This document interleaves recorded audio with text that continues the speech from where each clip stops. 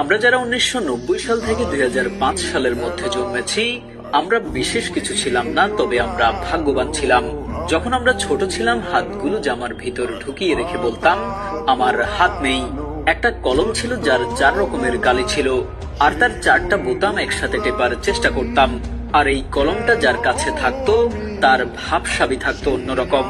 আমাদের সময় 1 হাত সমান কলম পাওয়া গেলেও আমরা আবার কলম কেটে কেটে অনেক ছোট কলম আবিষ্কার করতাম। দরজার পেছনে লুকিয়ে থাকতাম, কেউ এলে চমকে দিব বলে। সে আসতে দেরি করছে বলে অধৈর্য হয়ে বেরিয়ে আসতাম।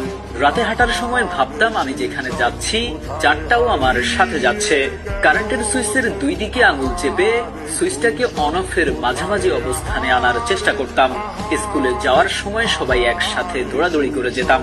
ক্লাসে কলম কলম খেলা, খাতায় ক্রিকেট খেলা, চোর ডাকাত, বাবু পুলিশ ও 10-20 খেলতাম। অনেক সময়